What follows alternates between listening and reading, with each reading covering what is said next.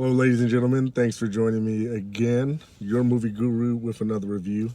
This time I'm going to be doing a review on The Way Back. I'm just going to say this right off the beginning. You've seen this film before.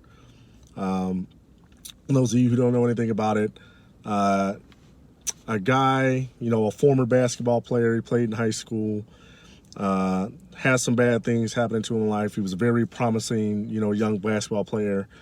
He doesn't end up, playing basketball professionally.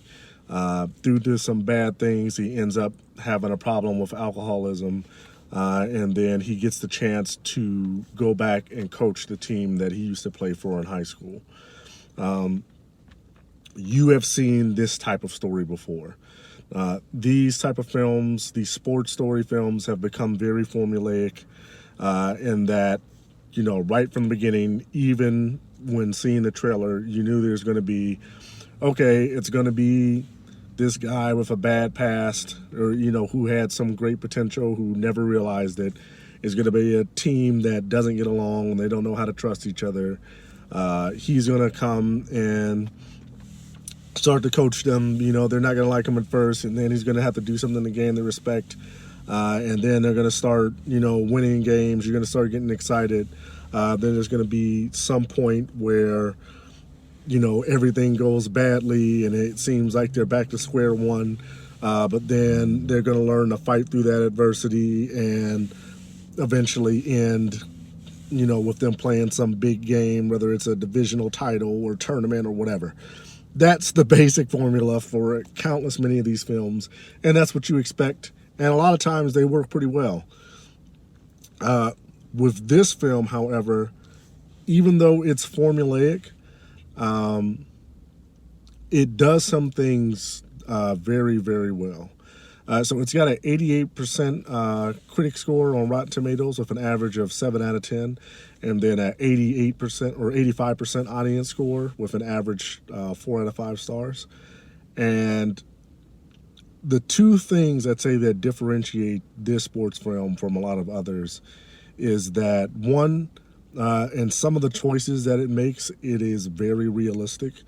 Hollywood has a way of, having this fairy tale happily ever after type thing.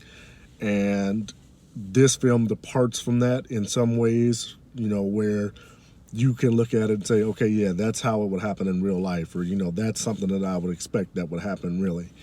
And so it divulges there, and I think it does a really good job of that.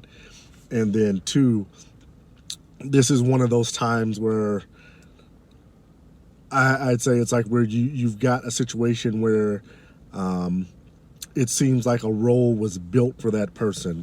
Most famously, Wesley Snipes with Blade, or Robert Downey Jr. in Iron Man. Ben Affleck, this will be, when his career is looked back on, this will be one of his career defining roles. In that, in the lead up to this movie, he has in several interviews talked about, that he really has had problems with alcoholism, and you can really see that in his performance here, that, this guy knows what it's like to be an alcoholic. He knows what it's like to struggle and wrestle with those things. And because of that, because it seems like he's acting from a place of experience, it makes it that much deeper, and it allows you to connect with the character very well. That's not to say I said this film does everything great. Like I say, once again, the story is very formulaic. You don't really get to know a lot of the other characters as much as, in some other sports films. And that's a little bit to the film's detriment, is that you don't really know, you don't get to know any of the other characters as much. It is very much about Ben Affleck. And it's really I've said this about other films, it's one of those films where it's either gonna sink or swim by the lead character's performance. And this is very much heavily centered on Ben Affleck's performance. And it does swim due to his performance. Like I say, he does really well with it.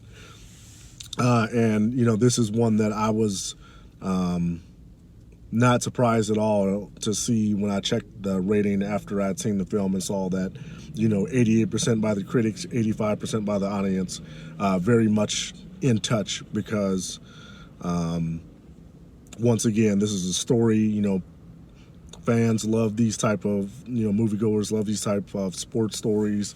Give us all something to, cheer for, somebody coming from nothing or somebody coming from a hard place that we can all resonate with, and then, bringing themselves together and then moving beyond it. People love those type of stories, and then critics, even though they've seen, all these type of films, they love, such fine displays of acting. And that's really the big combination between these two.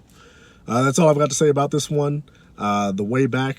It's not one that I necessarily say that you have to see in theaters to enhance the experience. I'd say it's good enough to see in theaters. If you want to see a movie, if you got nothing else going on, or you really like film, go and see this one. The theater doesn't necessarily enhance the experience.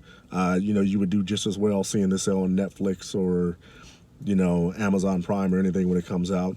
But I'd say it definitely does. You will know the story, but it is a film worth watching, if for nothing else than to see Ben Affleck's performance.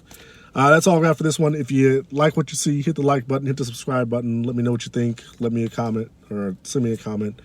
And I love to discuss movies, so let me know what you guys are thinking. Thanks for watching this one. I'll be back soon.